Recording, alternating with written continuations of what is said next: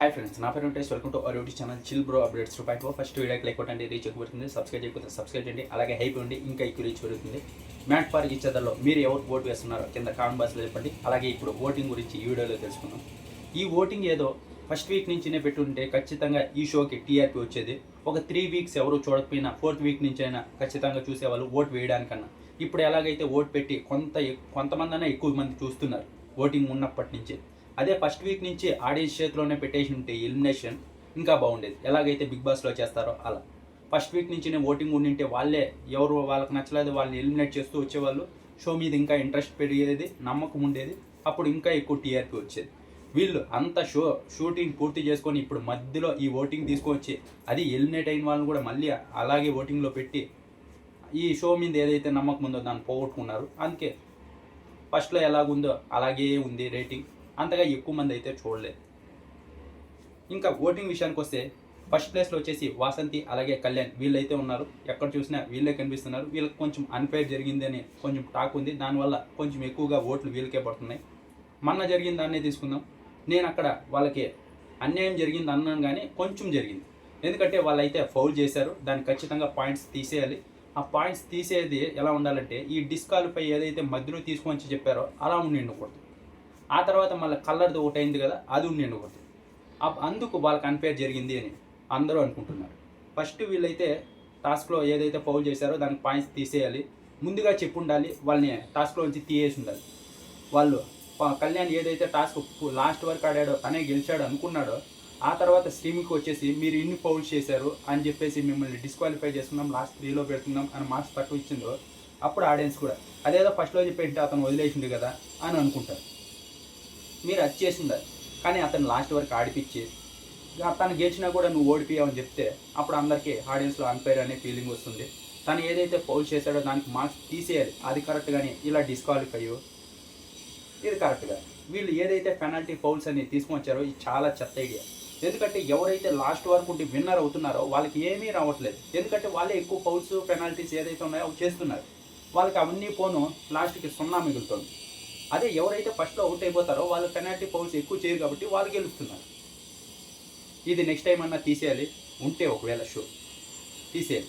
వసంతి కళ్యాణ్ వీళ్ళైతే ఫస్ట్ ప్లేస్లో వస్తున్నారు. వీళ్ళైతే టాస్క్ అయితే బాగా ఆడతారు. ఇక్కడ ఏదైతే కళ్యాణ్ కొంచెం ఓవర్గా రియాక్ట్ అయ్యి ఎక్కువగా చేస్తాడో అది తగ్గించుకోవాలి. అదైతే చాలా ఉంది. తన వల్లే వాళ్ళకి కొంచెం ఏదైతే ఉందో నెగిటివ్ అది ఉంది. టాస్క్ని ఎంత బాగా ఆడినా ఆ నెగిటివ్ అదే ఉంది. కళ్యాణ్ చాలా ఓవర్గా రియాక్ట్ అవుతాడు, చిన్న విషయానికి కూడా ఓవర్గా రియాక్ట్ అవుతాడు. అది ఇంకా సెకండ్ ప్లేస్లో వచ్చేసి సిద్ధు అలాగే సోనియా వీళ్ళైతే ఉన్నారు. ఫస్ట్లో అయితే బాగా ఆడేటోళ్ళు వీళ్ళంతా.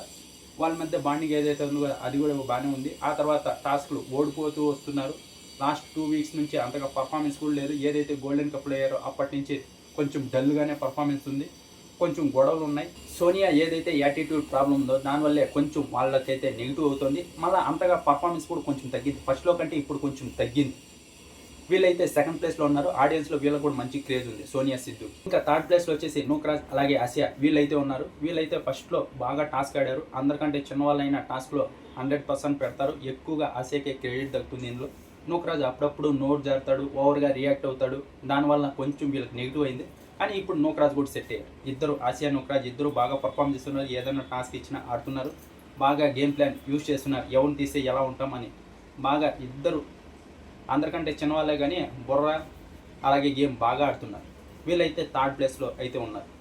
ఇంకా ఫోర్త్ ప్లేస్లో అయితే మహేష్ అలాగే శాండ్రా వీళ్ళైతే ఉన్నారు. వీళ్ళైతే ఫస్ట్లో వచ్చినప్పుడు అంతగా పర్ఫార్మెన్స్ కూడా లేదు. వాళ్ళ మధ్య ఎక్కువగా గొడవలు ఉండే, అందుకే వాళ్ళైతే ఎలిమినేట్ అయిపోయి బయటికి వెళ్ళిపోయారు. కానీ వాళ్ళకి ఎక్కువ ఆడడానికి కూడా ఛాన్స్ అయితే రాలేదు.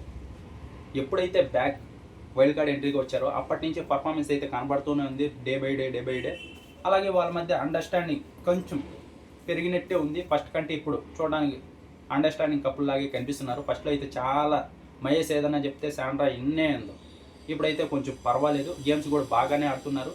ఇప్పుడు మొన్న ఏదైతే టార్గెట్ చేశారో ఆ నీళ్ళు వేయడం అందరినీ, ఎందుకంటే వాళ్ళ దగ్గర ఎక్కువ పాయింట్స్ ఉన్నాయి కాబట్టి వాళ్ళని అందరూ టార్గెట్ చేస్తారు. మళ్ళీ సోనియా సిద్ధు ఏదైతే పాయింట్లు తీసుకోలేదో మహేష్ అలాగే శాండ్రా దగ్గర, అది మంచిగా అనిపించింది నాకు కూడా.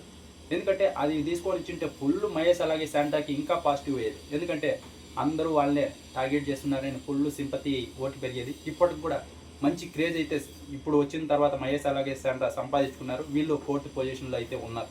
ఇంకా ఆ తర్వాత 5th పొజిషన్లో వచ్చేసి నటరాజ్ మాస్టర్ అలాగే నీతు వీళ్ళైతే ఉన్నారు. వీళ్ళకి ఎక్కువ నెగిటివ్ ఉన్నా కానీ వీళ్ళ వల్లే టీఆర్పీ వస్తుంది. నటరాజ్ మాస్టర్ ఏదైతే చేస్తున్నాడో అది. ఇప్పుడు నీతు గారు కూడా నటరాజ్ మాస్టర్కి జాయిన్ అయ్యలేదండి. ఏదైతే వీళ్ళు ఫస్ట్లో వచ్చేసి మాస్క్ మ్యాన్ హరీష్ వాళ్ళ మీద పడ్డారు, ఆ తర్వాత వచ్చేసి శివ్ అండ్ ప్రియాంక మీద పడ్డారు, ఆ తర్వాత వచ్చేసి భాను జాను వీళ్ళ మీద పడ్డారు. ఎందుకు ఇలా చెప్తున్నానంటే వీళ్ళకి ఇలాగే జరుగుతుంది. ఎవరన్నా హేట్ చేస్తే వాళ్ళనే పట్టుకొని ఉంటారు. ఇప్పుడు చూడండి, ఫస్ట్ మాస్క్ మ్యాన్ వాళ్ళు, ఆ తర్వాత శివ్ ప్రియాంక ఏదైనా జరిగినాయి వాళ్ళ మీద. ఇప్పుడు భాను జాను మన కూడా నీతో గారు చూడండి, ఏదన్నా సారీ చెప్పు అంటే వాళ్ళకి తప్ప అందరికీ చెప్పేసిరా, వాళ్ళ వల్లే మనం ఓడిపోయాం.